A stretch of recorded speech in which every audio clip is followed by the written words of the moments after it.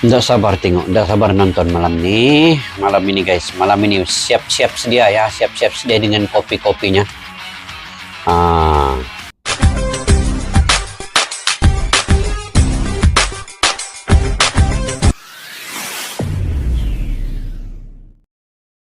Assalamualaikum dan salam persaudaraan, salam sepak bola guys. Selamat bertemu kembali di channel Askalani Studio. Oke guys, hari ini Indonesia akan melawan Bahrain pada malam ini jam 00.00. Itu waktu Indonesia Barat kalau tidak silap, ataupun jam 23.00. Jadi antara dua itulah. Tetapi kalau di Malaysia ini jam 00.00 akan bermain Indonesia melawan Bahrain, dan kami akan menantikan, saya sendiri akan menantikan perlawanan ini dan tidak sabar sebenarnya guys. Saya tidak sabar untuk melihat perkembangan terbaru timnas Indonesia dengan adanya dua pemain, Michel dan juga Iliano Rendes. Jadi macam mana guys prediksi kalian? Adakah Indonesia malam ini sebagai penentu untuk ke babak yang seterusnya ataupun sebelum melawan China? Adakah Indonesia bisa mengalahkan Bahrain? Kita optimis Indonesia mendapat 1 poin pun itu sudah bersyukur ya, bertandang ke tempat lawan. Tetapi kalau mendapat poin penuh 3 poin, sebenarnya itu adalah bonus yang sangat besar untuk timnas Indonesia. Jadi bagaimana menurut kalian guys terkait dengan perlawanan malam ini? Yang pentingnya saya juga mendoakannya supaya wasit yang diberi tanggung jawab pada malam ini akan mengadili perlawanan ini seadil-adilnya, karena wasit ini penting untuk kelancaran permainan yang konsisten dalam 90 menit itu. Jadi Indonesia memerlukan wasit yang betul-betul netral tanpa ada berat sebelah juga guys. Oke, saya ingin mereaksi satu video ini, yaitu cara mereka terlalu frontal tapi keren. Jepang dukung Indo hajar Bahrain, janji miss balas tragedi. Oke, apa di sebalik video ini guys? Ayo kita simak video ini.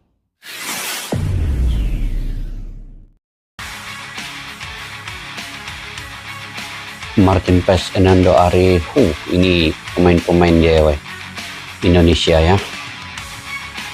Malam ini malam penentu untuk balas dendam Indonesia kepada Bahrain ini.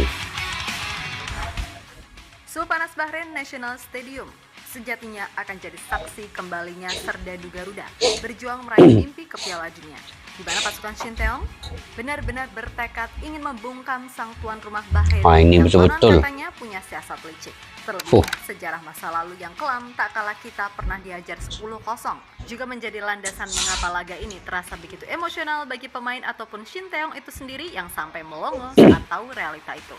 Seperti janji Michel yang bertekad balas ini Michel guys, benar-benar siap temu, termasuk Martin tidak sabar tengok Michel menjalani latihan terpisah tapi merasa sangat siap buat main. Yap, semangat 45 ditambah modal apik usai menahan 2 langganan Piala Dunia di 2 laga awal membuat JSS dan kolega Martin Paes pun mainnya pasukan dari tanah Mutiara Teluk Persia. Sesuatu yang kemudian membuat media Jepang, yakni Football Channel, merasa Indonesia sangat bisa untuk mengalahkan Bahrain. Terlebih menurut media tersebut, cara Indonesia dalam membangun kekuatan dinilai terlalu frontal.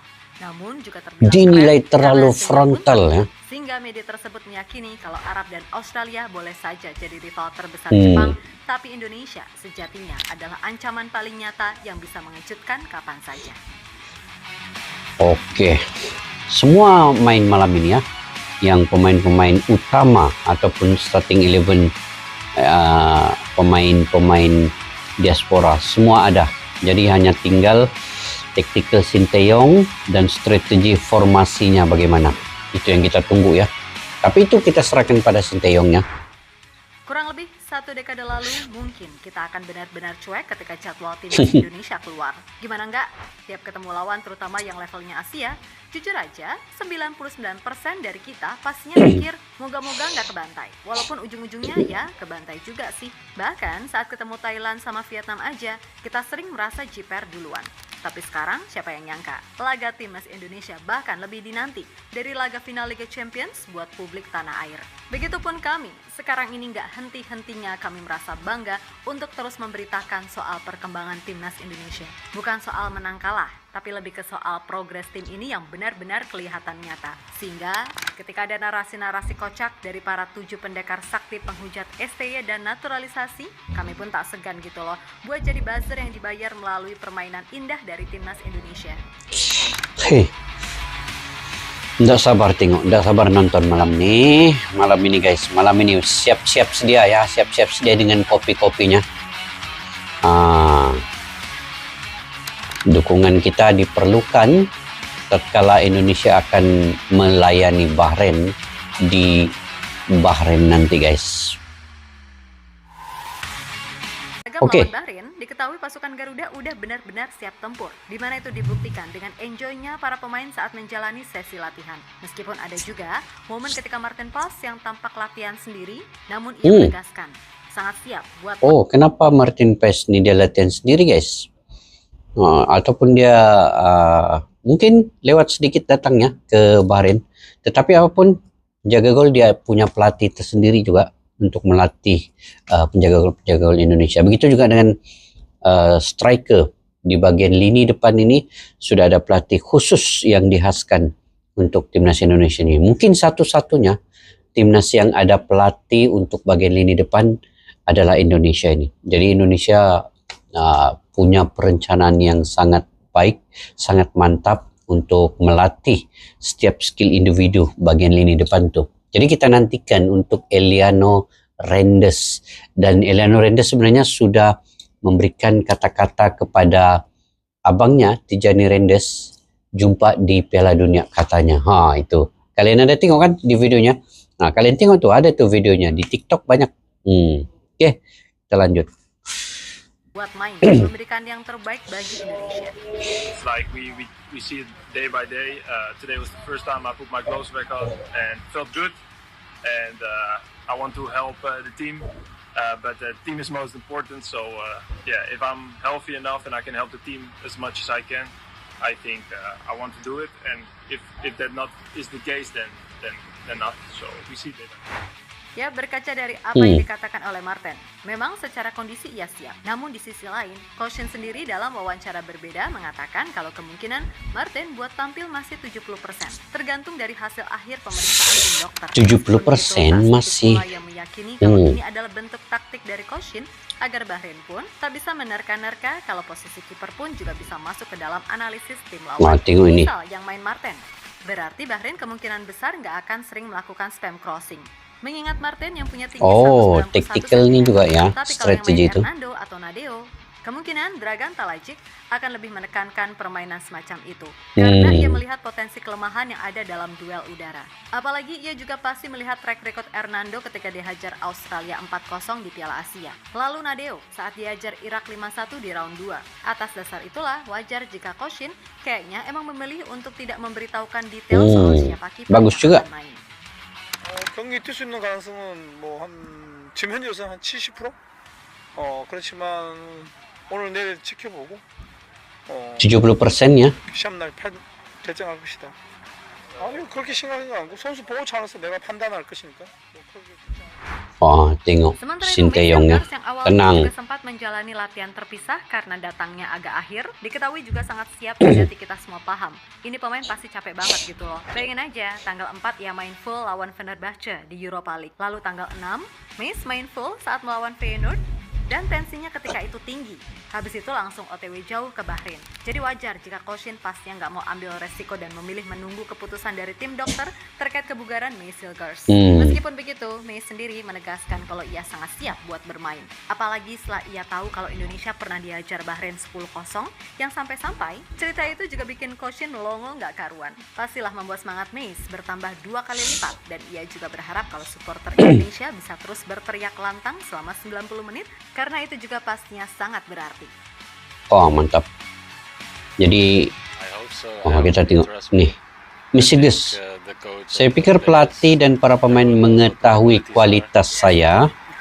Lihat seperti apa yang saya katakan mengenai tim ini. Tim ini menyenangkan. Mengenai pertandingan, saya berharap bisa membantu sesuatu hal yang ekstra. Saya pikir kita punya kesempatan yang bagus melawan Bahrain. Tengok keyakinan, optimis pemain Miss Silges tuh. Bernama Football Channel merasa kalau peluang Indonesia buat mengalahkan Bahrain sangatlah besar. Bahkan media tersebut juga tak segan menilai kalau cara Indonesia dalam membangun kekuatan dianggap terlalu frontal, namun keren karena hasilnya pun terlihat nyata. Atas dasar itulah, media tersebut menilai boleh saja Arab dan Australia statusnya adalah rival besar bagi Jepang. Tapi ancaman nyata sesungguhnya sejatinya malah berasal dari Indonesia. Apalagi menurut kabar yang ada, PSSI sejauh ini masih terus berupaya menambah kekuatan dalam diri Kevin Dix, Jero Redewald, Mauro Zelstra, dan Miliano Jonathans. Perhatian cenderung terfokus pada tim Arab Saudi yang Mauro merupakan rival Zelstra terbesar lagi. di Asia, dan tentu saja Australia yang juga merupakan tim kuat. Tapi mungkin Indonesia lah yang benar-benar akan menjadi ancaman nyata bagi Jepang. Tulis Jepang media pun ketar-ketir juga Jepangnya. Melihat kualitas pemain Indonesia nih. Jadi kita nantikan guys ya. Malam ini mudah-mudahanlah malam ini Indonesia menang. Saya pun berharap sangat Indonesia ini menang guys. Hai.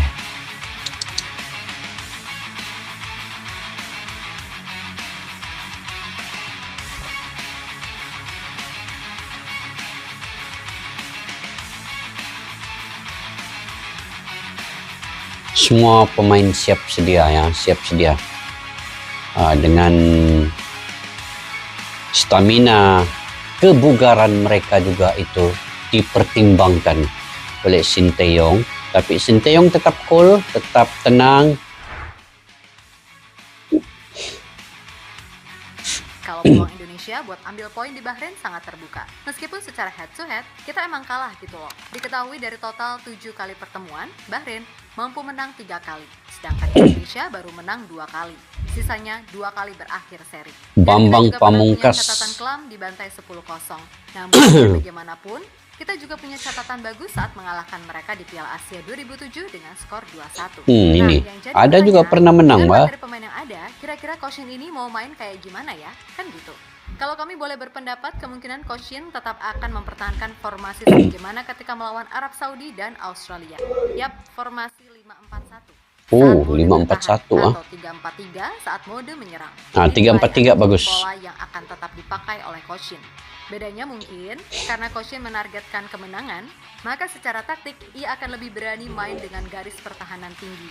Dengan mode counter pressing dan fast build up, kedatangan Misil Gars diharapkan bisa menambah kokoh benteng pertahanan bersama Jesus Kalau dan menang, Luis Figo, guys. atau siapapun nantinya yang akan dipercaya oleh Coach Shin buat main di posisi tersebut untuk menciptakan benteng bersama Martin Paes sebagai kiper dengan catatan kalau ia dimainkan. Kemudian dengan pola counter pressing dan fast build up, diharapkan para pemain Indonesia bisa merebut bola dengan cepat untuk kemudian secara sat-sat mengirim bola ke depan. Dan disinilah peran dua gelandang di tengah sangat penting, sebab dibutuhkan satu pemain dengan kemampuan merebut bola yang bagus, serta satu Ivar pemain Jenner, lainnya Sandy yang Walsh, dinilai punya kemampuan Nathan passing dan Joe. akurasi tinggi. Nah, untuk posisi ini sejatinya kami lebih memilih Tom Dwayne Haye, Weston dan Tom Haye. Prof. Sebab kalau Ivar dan Tom yang main, bisa dibilang kita nggak punya sosok ball winning di tengah alias ya setipe semua. Lalu buat posisi wingback, seperti biasa, di kiri Calvin Sandy Verdong, Walsh dan kanan Sandy Walsh. dan tiga di Kelvin depan. Verdong. Rafa di kiri, Eliano di kanan, serta Wahaji sebagai false nine adalah opsi paling Oh, masuk akal. Wahaji ini mantap. Khusus Eliano, adik Tiani Reinders itu Nah, ini terkenal nih, Eliano sangat Reinders. tangkas dalam mengobrak-abrik pertahanan lawan.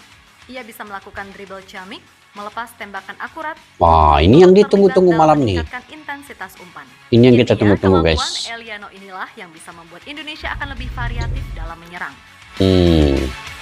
Oke, sebenarnya kita nantikan ini ya permainan apa ini Eliano Reinders ini sebenarnya. Jadi saya tidak sabar mau melihat bagaimana dia punya skill individu ataupun assist-assistnya ataupun bagaimana dia mengkucar-kacirkan pertahanan Bahrain ini ataupun dia bisa untuk membuat hantaran-hantaran yang akurat kepada teman-temannya untuk mencetak gol ya, terutamanya kepada Orat Mangun dan juga Rafael Strik. Jadi kita nantikan guys, kita nantikan melihat kepada keadaan setiap pemain timnas Indonesia ini, saya pasti mereka bersemangat sebenarnya, dan mereka juga tidak sabar untuk turun melawan Bahrain ini.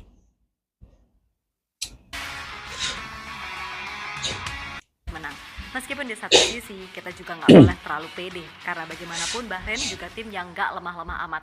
Betul. Nah, secara khusus, back timnas Indonesia patut mewaspadai duo Mahdi dari Bahrain, yakni Mahdi Abdul Jabbar dan Mahdi Mahdi Abdul Jabbar. Kini sedang gacor di liga domestik bersama klubnya Al Qaldiyah. Oh. Hanya duo Mahdi saja. Timnas juga harus mewaspadai top skor sepanjang masa Bahrain, yakni Ismail Abdul Latif, di mana penyerang kawakan 38 tahun tersebut yang sudah mencetak 46 gol dari 126 caps tersebut telah comeback dari cedera.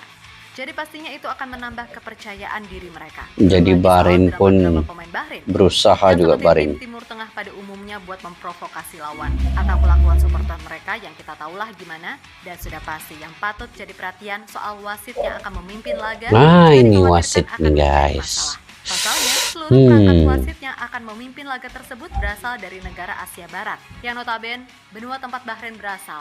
Ya, istilah kasarnya, satu federasi lah.